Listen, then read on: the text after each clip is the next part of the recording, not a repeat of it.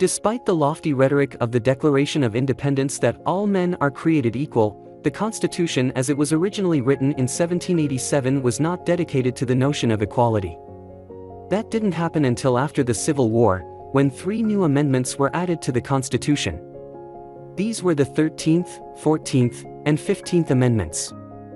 This video serves as a brief introduction. They will all be explored in further depth in later videos. The 13th Amendment is simple. It prohibits slavery or indentured servitude, except as punishment for a crime. While important, it doesn't lead to many lawsuits today. By contrast, the 14th Amendment is one of the most significant and complex of all constitutional amendments.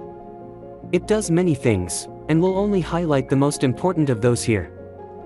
First, the 14th Amendment directly overturned the Supreme Court's decision in Dred Scott v. Sandford. In Dred Scott, the Supreme Court said that African Americans, whether free or slave, were not citizens, and therefore had no rights under the Constitution.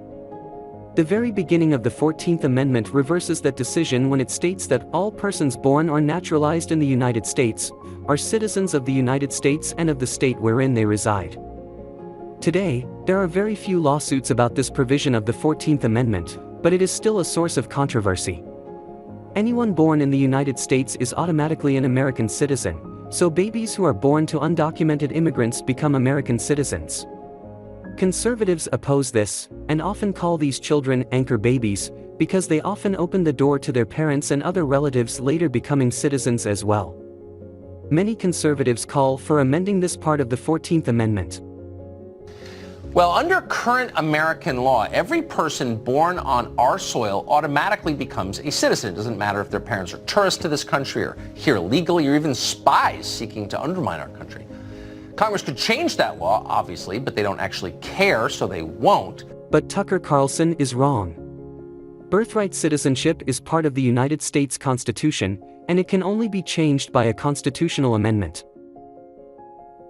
Perhaps the most important part of the 14th Amendment is the provision that reads, "No state shall deny to any person the equal protection of the laws." This is known as the Equal Protection Clause, and it represents the Constitution's commitment to equality under the law. However, it is also one of the most ambiguous parts of the Constitution. There are 2 parts that are especially ambiguous. First, the amendment promises equal protection, but it does not define what equal protection is.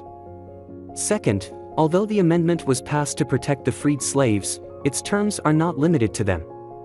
It says that states cannot deny equal protection to any person, so it implies that discrimination against other groups is unconstitutional as well. However, it is silent about what groups are included. Does it include women?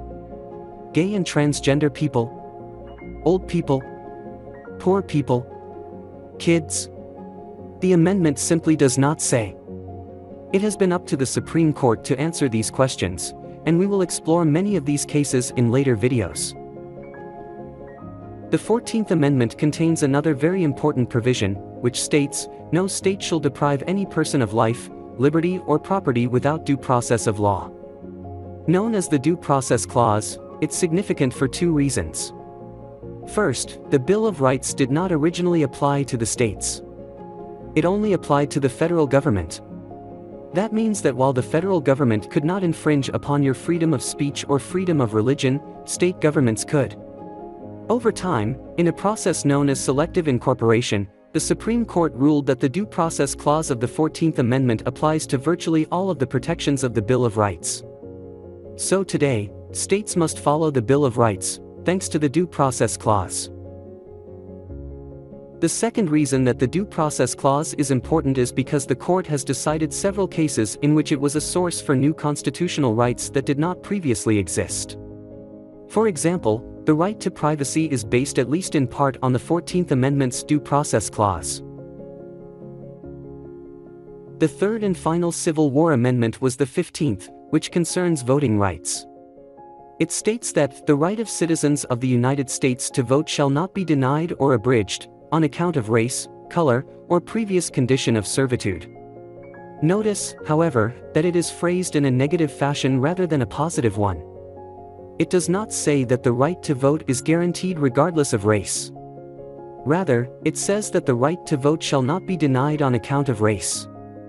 That distinction would become important in later years. Finally, all three of these amendments contained provisions giving Congress and the federal government the power to pass legislation to enforce them, a power that the federal government did not previously have. Together, all of these provisions committed both the federal government and the states to the ideal of legal equality.